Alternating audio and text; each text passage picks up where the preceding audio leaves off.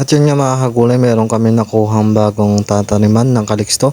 So kalahati hektarya po ito. Ito pong kasulatan po nito, ito po yung nagpapatunay na aming binigay yung pera doon sa may-ari.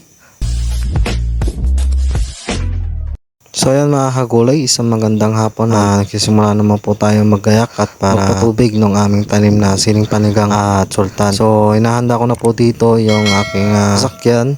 Tinanda ko na rin po dito yung krudo at yung pala. So yun nga mga kagulay, tara na at samahan nyo kung puntahan yung aming silihan. At papakita ko rin po sa inyo yung tanim na Calixto F1 at tinanim na nga po ito. At meron na nga po itong 3 days. Ayan, so sakto pong 40 days tinanim mula namin talong na Calixto F1. So si tatay muna ang nauna. At yun nga mga kagulay, andito na po ako sa may silihan. At yung makikita nyo nga medyo tuyo na talaga yung sili. Dito ko nga pala papadaanin yung tubig sa may PVC dahil nga tawid daan to at mas mataas yung area na yun.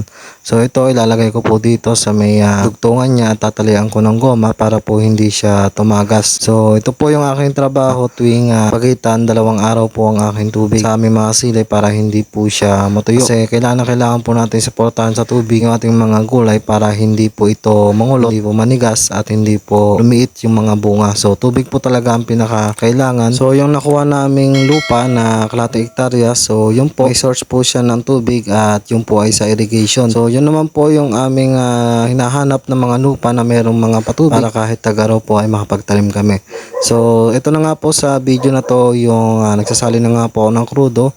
At dito nga mga kagulay na medyo may kalumaan na nga itong aming makina kaya nilalagyan ko na po siya ng pasalubong kung tawagin. So yun nga mga kagulay, medyo nahirapan niya ako sa pagpapaandar nito. Dito nga sa unang attempt ko sa pagpapaandar nag-backfire yung makina kaya sa air cleaner po lumabas yung usok. Nakikita nyo nga na lumipad pa yung takip niya sa air cleaner. So ito nga sa ikalawang attempt ko at medyo maganda yung pagkaikot natin bumuga na yung ating generator. So makikita nga na medyo mausok na din at talagang pagawain na nga po itong makina na to. So ito kasi talagang sulit na sulit talaga yung makina na to dahil halos araw-araw po siyang umaandar kasi bali 4 na tao po kaming gumagamit dito at medyo may kaluwangan yung mga tanim. So medyo nagbibigay lang kami ng mga araw kung kailan kami magtutubig para hindi po kami magkasabay-sabay.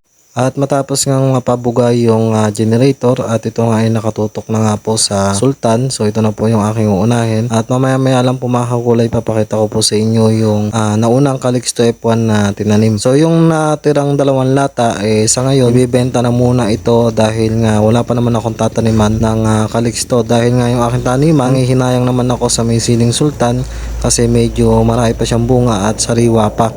So baka mga April yung pa ang aking panahon ng aking pagtatanim. So medyo papatihuli tayo. So ito munang mga sili yung aking alagaan. So sa ngayon lahat naman ng aking tanim medyo kumikita-kita naman lang niya kaya medyo nangihinayang din po akong ipalinis to. So ito na po yung 3 days na pong talong na simula pagkatanim. At hindi ko na nga po masyadong nakuhanan to ng video kasi dahil ako po ay nasa ibang lugar at lumabas ng aming bayan. So ito po, tinanim po ito mga kagulay ay sakto pong 40 days nung binunot nyo po. So yung 2 lata po na natira ay yun po yung ibibenta nga po sa aming mga kakilala. Tatanim din ng Calixto. So binenta muna namin. At yung tataniman ko nga po ng Calixto doon sa nakuha namin lupa, yun po ay seedling na lang po aking itatanim doon at hindi na po kami magpupunta para hindi rin po masyadong mahuli. So ito po yung kay tatay na Calixto F1, yung pinagsibuyasan. So makikita nyo napakabilis lang pong iginayak kasi medyo patag naman talaga ang taniman nung pinagsibuyasan. So yung pinitak ng mga sibuyas ay hindi na nga po binura kasi itong mga kagulay ay taga raw pong tanim. So kailangan po talaga ng tubig pang suporta dito. So sa ngayon nililipat ko na nga po itong tubig at natapos na nga po dito sa may sultan na isang pita. At ito nga makikita nyo mga kagulay na napakalakas po ng tubig na umaagos na galing po sa aming generator. So D4 po yung sukat po ng tubo na aming ginagamit dito para po masuportahan yung ating mga gulay. So yun, hanggang dito na po yung aking video at abangan nyo po yung update ko mga tanim ko at sa mga lasong kong gagamitin.